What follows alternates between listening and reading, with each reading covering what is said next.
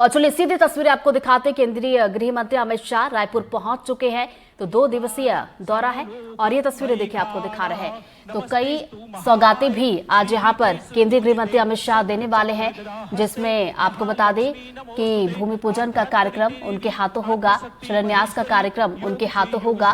तो मिशन छत्तीसगढ़ पर यहां पर केंद्रीय गृह मंत्री अमित शाह पहुंचे हुए हैं। तो आज देखिए कई कार्यक्रम है जिसमें वो शिरकत करेंगे। तो वही कल का दिन भी बेहद खास होने वाला है, जहां पर नक्सल प्रभावित क्षेत्र पहुंचेंगे और ग्रामीणों से भी सीधा सीधा संवाद करेंगे। इसके अलावा जवानों से भी उनकी मुलाकात होगी। तो फिलहाल ये तस्वीरें देखिए आपको दिखा रहे हैं यहाँ पर केंद्रीय न्यायालयिक विज्ञान प्रयोगशाला जहां पर वो पहुंचे हुए हैं। इसका शुभारंभ उनके हाथों आज किया जाएगा।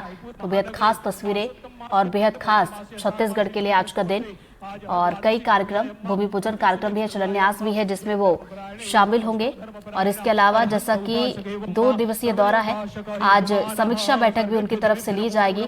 तो फिलहाल ये जो तस्वीरें आपको दिखा रहे हैं, ये प्रयोगशाला NFSU के रायपुर कैंपस का शुभारंभ जो है उनके हाथों किया जा रहा है।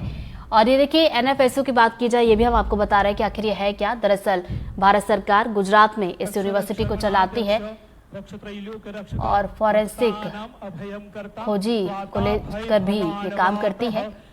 और NFS यूनिवर्सिटी की बात की जाए तो भारत सरकार गुजरात में भी चलाती है और अपराध विज्ञान में एक्सपर्ट का कोर्स इसमें होता है।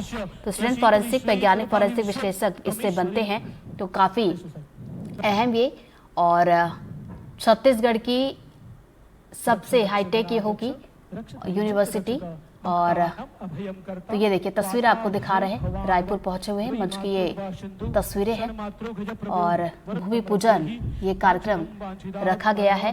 तो 2 दिवसीय दौरा है यहाँ पर केंद्रीय गृह मंत्री अमित शाह का, और NFSU का आज उनके हाथों भूमि पूजन होना है, शिलान्यास कार्यक्रम जिसमें शिरकत करने के लिए पहुंचे हैं। तो ये देखिए यहाँ पर पूजन किया जा रहा है और साथ में मुख्यमंत्री विष्णुदेव साय, डिप्टी CM अरुण साव भी इन तस्वीरों में नजर आ रहे हैं। तो ये कार्यक्रम और ये तस्वीरें देखिए आपको दिखा रहे हैं, और इसके खुलने से छत्तीसगढ़ विकास की राह पर भी बढ़ेगा। और NFSU की बात की जाए तो ये है क्या, ये भी हम आपको लगातार ग्राफिक्स के जरिए बता रहे हैं कि छत्तीसगढ़ की अपनी सबसे हाईटेक फॉरेंसिक लैब ये होने वाली है। और देखिए NFS यूनिवर्सिटी की बात की जाए तो भारत सरकार इसे गुजरात में तो चलाती है और फॉरेंसिक खोजी अपराध विज्ञान में ये काफी ज्यादा अहम भी मानी जाती है। तो इस लैब का भूमि पूजन केंद्रीय गृह मंत्री अमित शाह के हाथों यहाँ पर किया जा रहा है और उसी की सीधी तस्वीरें आप तक पहुंचा रहे हैं। तो देखिए भूमि पूजन शिलान्यास के कार्यक्रम है, और जैसा कि उनका मिनट टू मिनट कार्यक्रम तय है, जैसे ही पहुंचे हैं थोड़ी देर पहले पहुंचे, और उसके बाद भूमि पूजन कार्यक्रम की तस्वीरें जहाँ पर केंद्रीय गृह मंत्री अमित शाह पहुंचे हुए हैं, उनके हाथों भूमि पूजन ये होगा। और उसके बाद आगे भी उनके कार्यक्रम तय हैं, जहां पर प्रदेश के अलग अलग राज्यों के DGP या DGP के साथ उनकी समीक्षा बैठक भी होगी। तो ये देखिए तस्वीरें, केंद्रीय गृह मंत्री अमित शाह पहुंचे हुए हैं, मुख्यमंत्री विष्णुदेव साय इन तस्वीरों में, विधानसभा अध्यक्ष डॉक्टर रमन सिंह भी इन तस्वीरों में। तो ये भूमि पूजन कार्यक्रम इस वक्त चल रहा है, शिलान्यास उनके हाथों हो रहा है। और इसकी खासियत क्या क्या है ये भी हम आपको बता रहे हैं कि किस तरीके से यहाँ पर फॉरेंसिक लैब खुलेगा। उसका भूमि पूजन करने के लिए यहाँ पर खुद पहुंचे हुए हैं, और खास सौगात, विकास की सौगात यहाँ पर दी जा रही है। और चलिए ज्यादा जानकारी लेंगे, हमारे सहयोगी नीलेश हमारे साथ जुड़ गए, सीधा उनका रुख करेंगे। नीलेश, ये सीधे तस्वीरें दर्शकों तक पहुंचा रहे हैं, भूमि पूजन कार्यक्रम यहाँ पर हो रहा है, केंद्रीय गृह मंत्री अमित शाह भूमि पूजन के लिए पहुंचे, क्या कुछ इसकी खासियत रहेगी NFSU की? देखिए छत्तीसगढ़ में जिस तरह से लगातार बड़ी घटनाएं भी उठ रही हैं और कई सारे ऐसे मामले रहते हैं जिसमें जांच के लिए जब फोरेंसिक जांच की बात होती है तो निर्भरता ज्यादातर दूसरी चीजों पर हो जाती है। ऐसे में ये यूनिवर्सिटी का खुलना, राष्ट्रीय न्यायालयिक विज्ञान विश्वविद्यालय जो है नेशनल फॉरेंसिक साइंस यूनिवर्सिटी, उससे एक तो यहाँ के जो बच्चे हैं उनको एक नई जो है सिलेबस और नए तरीके से पढ़ाई करने का एक मौका मिलेगा स्थानीय बच्चों को, और इसके अलावा रोजगार के अवसर भी उत्पन्न होंगे, क्योंकि यहीं से पढ़ाई करने के बाद पहले तो संभावना रहेगी कि यहाँ छत्तीसगढ़ में ही उसमें उनको नौकरी लग जाए, क्योंकि इसके एक्सपर्ट्स जो हैं बहुत कम है छत्तीसगढ़ में। और लगातार कई सारे ऐसे मामले आते हैं जिसमें जरूरत पड़ती है अपराध के मामले हैं या फिर अन्य मामलों में, तो उन बच्चों के लिए काफी अच्छा रहेगा जो नए युवा हैं। इसके अलावा एक केंद्रीय न्यायालयीन विज्ञान प्रयोगशाला की भी शुरुआत की जा रही है, यानी कि जो जांच है एफएसएल से जुड़ी या फोरेंसिक जांच जो होती है, जिस पर अभी फिलहाल दूसरे राज्यों पर निर्भरता रहती है जांच में कई सारे गंभीर प्रकरणों में, उसकी प्रयोगशाला खुल जाने से यहाँ के जो मामले हैं उसमें जांच जल्दी होगी और जो जिसमें टाइम लगता है जांच पूरी होने में वो समय भी बचेगा। तो दो बड़े जो लाभ हैं वो यहाँ के राज्य के लोगों को इससे मिलने वाले हैं। जी, इस लैब की बात की जाए, जैसा कि आप बता रहे थे कि जो अभी अलग अलग जगह निर्भरता होती है वो खत्म होगी, जाहिर सी बात है कि बड़ी अच्छी बात होगी छत्तीसगढ़ के लिए। कब तक बनकर ये तैयार होगा, कितने की लागत इसकी होगी, क्या क्या सुविधाएं इससे मिलेंगी? देखिए, जो विज्ञान की प्रयोगशाला है वो तो जल्द से ही इसमें शुरू हो जाना है, क्योंकि इसके लिए जो जितने भी उपकरण हैं या सारी चीजें हैं उसको खरीदारी करके इसको शुरू करना है। जो विश्वविद्यालय है उसमें पढ़ाई इसी सत्र से शुरू हो जाएगी, लेकिन जो इसके अपने कैंपस है वो बनने में थोड़ा टाइम जरूर लगेगा। लेकिन ट्रांजिट जो कैंपस है वो जो यहाँ पे शासकीय इंजीनियरिंग कॉलेज है उसी के कैंपस में इसकी पढ़ाई होगी। तो यानी कि इसी सत्र से पढ़ाई जो है यूनिवर्सिटी के NSSU की वो छत्तीसगढ़ में शुरू हो जाएगी। एडमिशन इसी साल से हो जाएंगे और जो प्रयोगशाला है उसमें भी कुछ समय बाद ही यहाँ पर काम शुरू हो जाएगा और जल्द ही वो प्रयोगशाला की जो सौगात है वो मिल जाएगी। कितना इसमें लागत लगेगा उसको लेकर एकदम एग्जैक्ट आंकड़ा नहीं है, लेकिन क्योंकि लागत पर सबसे ज्यादा फोकस इस बात पे है कि इससे सुविधाएं कितनी मिलने वाली है और कितने लोगों को इससे लाभ मिलने वाला है। बिल्कुल, जैसा कि आप जिक्र भी कर रहे थे नीलेश के, इससे छत्तीसगढ़ के बाहर जो युवा रोजगार के लिए तलाश करते थे, अगर वो इस क्षेत्र में जाना चाहते तो उनके लिए बड़ी अच्छी बात होगी कि वो यहीं पर पढ़ाई भी कर सकेंगे और उसके साथ साथ यहाँ पे उन्हें रोजगार के अवसर भी मिलेंगे। जी बिल्कुल, देखिए अभी तक फोरेंसिक साइंस की जो पढ़ाई होती थी वो छत्तीसगढ़ में इस पैमाने पर इस तरह से नहीं होती थी, जिसमें एक सर्टिफिकेट भी मिले और आगे रोजगार के अवसर भी मिले। और ये राष्ट्रीय संस्थान तो ऐसे में जैसे इंजीनियरिंग के लिए IIT होता है, टेक्निकल IIM होता है, मैनेजमेंट के लिए एम्स है, मेडिकल के लिए, उसी तरह से एक तरह से फोरेंसिक साइंस की पढ़ाई होगी। तो उसकी एक वैल्यू भी जो होती है वो स्वाभाविक है कि ज्यादा रहेगी और उसका लाभ यहाँ के स्थानीय लोगों को मिलेगा। और इसी के साथ देखिए नीलेश, हम लगातार देख रहे हैं कि छत्तीसगढ़ चूंकि युवा राज्य कहा जाता है, शिक्षा के क्षेत्र में लगातार आगे बढ़ रहा है और इसके बनने से एक तरीके से देखा जाए तो विकास की तरफ एक और बड़ा कदम छत्तीसगढ़ का।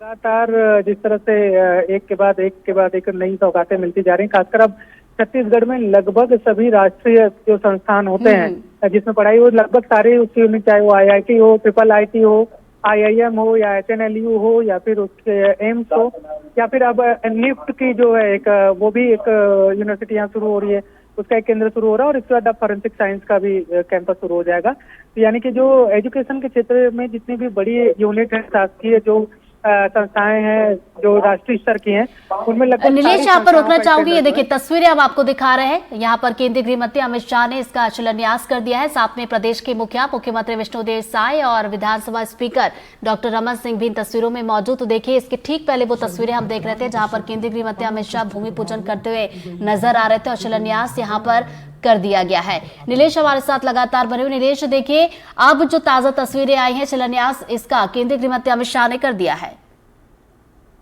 पूजन हो चुका है, शिलान्यास हो चुका है और अब जो है कुछ देर में वो यहाँ एक कार्यक्रम जो आयोजित है, एक होटल है, निजी होटल मेफेयर, वहां पर आएंगे और यहाँ पर कार्यक्रम को संबोधित भी करेंगे। और यहाँ पर बड़ी संख्या में जो इन विश्वविद्यालय और प्रयोगशाला से जो सीधे तौर पर प्रभावित होने वाले लोग हैं, जिनको लाभ मिलने वाला है, उस वर्ग के लोग भी बड़ी संख्या में शामिल होने पहुंचे हैं, जिसमें छात्र भी हैं और इसके अलावा वकील हैं, अधिवक्ता संघ के लोग हैं, पुलिस विभाग से जुड़े लोग हैं, फोरेंसिक के एक्सपर्ट्स हैं, बड़ी संख्या में उनको बुलाया गया और उनको कार्यक्रम का संबोधन होगा। और इसके बाद यहीं पर इसी होटल में जो है वो एक बैठक भी होनी है, जो ADG और DG रैंक के जो अधिकारी हैं उनकी बैठक होगी, जो न सिर्फ छत्तीसगढ़ बल्कि नक्सल प्रभावित अन्य राज्यों के भी लोग इसमें शामिल होंगे। ये सारे कार्यक्रम आज रात तक यहीं पर होना है होटल में, जो शिलान्यास कार्यक्रम के बाद। और उसके बाद कल जो है नारायणपुर अमित शाह रवाना होंगे, जो यहाँ पर BSF के कैंप में सुरक्षा बल के जवानों से मुलाकात करेंगे। जी, ये जो बैठक अहम होने जा रही है नीलेश, इस बैठक को लेकर क्या कुछ और ज्यादा जानकारी आपके पास कि कितने बजे ये बैठक शुरू होगी, कौन कौन इसमें शामिल होगा? जैसा कि हम पहले भी जिक्र कर रहे थे कि नक्सल ऑपरेशन की बात की जाए तो एक नई दिशा यहाँ पर मिलेगी। बिल्कुल, देखिए इस बैठक में केंद्रीय मंत्री जो है, केंद्रीय गृह मंत्री अमित शाह इसकी अध्यक्षता करेंगे, लेकिन मुख्यमंत्री जो है वो भी शामिल होंगे, छत्तीसगढ़ के गृह मंत्री हैं वो भी शामिल होंगे, जो छत्तीसगढ़ के गृह मंत्री उप मुख्यमंत्री हैं वो भी शामिल होंगे, और इसके अलावा तमाम बड़े अधिकारी जो हैं, खासकर गृह विभाग से जुड़े हुए, चाहे वो गृह सचिव हो, डीजी रैंक के अधिकारी हो, न सिर्फ छत्तीसगढ़, दूसरे राज्यों के वो भी शामिल होंगे। और इसके अलावा कुछ खुफिया जो एजेंसियां हैं या फिर जो अन्य सुरक्षा बल की एजेंसियां हैं, जैसे बीएसएफ, सीआरपीएफ, उनके अधिकारियों से भी अमित शाह मुलाकात कर सकते हैं। यानी कि कुल मिलाकर जो नक्सल विरोधी अभियान चलाया जा रहा है पूरे देश के स्तर पर, राष्ट्रीय स्तर पर, उसकी समीक्षा की जाएगी और उसमें क्या और करने की जरूरत है, किस तरह से जो समय सीमा में नक्सल समस्या का समाधान हो जाए, उसके लिए और कितनी तेजी लाने की जरूरत है, इन सारे बिंदुओं पर चर्चा होगी। और बिल्कुल नक्सलवाद के खिलाफ केंद्र की जमीनी रणनीति को भी ये बताता है। चूंकि नीलेश देखिए, ये पहली दफा नहीं है, इसके पहले भी हमने देखा है कि केंद्रीय गृह मंत्री अमित शाह नक्सल प्रभावित क्षेत्र में पहुंचे हैं, दौरा किया है, जवानों से बातचीत की है, मुलाकात की है, उनका मनोबल भी बढ़ाया है। बिल्कुल, लगातार पिछले खासकर जब से राज्य में सरकार बदली है उसके बाद से लगातार अमित शाह के दौरे हो रहे हैं, कई दौरे हो चुके हैं, और पूरा फोकस बस्तर पर ही होता है, क्योंकि बस्तर छत्तीसगढ़ का वो क्षेत्र है जो नक्सल समस्या से काफी दशकों से जूझ रहा है। तो उस समस्या के समाधान के लिए बस्तर से पूरा फोकस है, और बार बार अमित शाह जब भी छत्तीसगढ़ पहुंचे उसमें एक दौरा जरूर बस्तर संभाग का होता है। वहाँ के स्थानीय युवाओं से मुलाकात होती है, वहाँ के स्थानीय लोगों से मुलाकात करते हैं, इसके अलावा सुरक्षा बल के जवानों से मुलाकात करते हैं, और एक मैसेज देने की कोशिश करते हैं कि अब जो है ये बस्तर की जो एक पहचान नक्सल समस्या की वजह से होती थी, उसे जल्द से जल्द दूर किया जाएगा, और अब नई पहचान जो बस्तर की है वो विश्व पटल पर देखने को मिलेगी। और ये दौरे ये भी इशारा करते हैं नीलेश, जिस तरीके से डेडलाइन दी गई है कि मार्च 2026 तक नक्सलवाद को खत्म किया जाएगा, और शुरुआत से हम देख भी रहे हैं, साल के 6 महीने हो चुके, अभी तक सुरक्षा बल के जवानों को सफलता भी मिली है, और अब जितना समय बचा हुआ है उसमें रणनीति किस तरीके की रखनी है ताकि जो डेडलाइन तय की गई है उस डेडलाइन तक नक्सलियों का सफाया किया जाए, इसको लेकर चर्चा काफी ज्यादा अहम होगी। बिल्कुल, देखिए इस जो बैठक हुई थी, मैं पहले भी जैसे हमने जानकारी दी, अभी भी बता रहा हूँ कि 15 ऐसे नक्सल कैडर की लिस्ट थी सुरक्षा बल के जवानों के पास, जो केंद्रीय कमेटी के सदस्य हैं और माओवादियों के केंद्रीय कमेटी के सदस्य हैं, और उन पर 1 करोड़ से 40 लाख रुपए, अधिकतम 1 करोड़ और 40 लाख रुपए सिर्फ छत्तीसगढ़ राज्य में उन पर इनाम घोषित है। और ये वो कैडर हैं जो टॉप लीडर हैं, और इनसे ही संगठन की पूरी दिशा निर्देश जो है ये इन्हीं के द्वारा दिया जाता है, और रणनीति इनके द्वारा तय की जाती है। लेकिन पिछले 15 दिनों में ही इन 15 में से 2 कैडर को जो है वो हाल के दिनों में ही मार गिराया गया। एक को आंध्र प्रदेश में ग्रेहाउंड ने मार गिराया सुकमा के बॉर्डर पर, और दूसरे को बीजापुर में ही बस्तर पुलिस के जो जवान है उन्होंने, सुरक्षा बल के जवान है, उन्होंने मार गिराया था। इसके बाद अब 13 जो बचे हैं वो कहाँ पर हैं, किस जगह पर उनको लेकर किस तरह से ऑपरेशन लॉन्च किया जा सकता है, इन तमाम बिंदुओं पर चर्चा होने की संभावना है। तो बिल्कुल ये चर्चा काफी ज्यादा अहम होगी, नजरें आप बनाए रखिएगा नीलेश, आगे अपडेट लेते रहेंगे। फिलहाल बहुत बहुत शुक्रिया आपका तमाम जानकारी के लिए।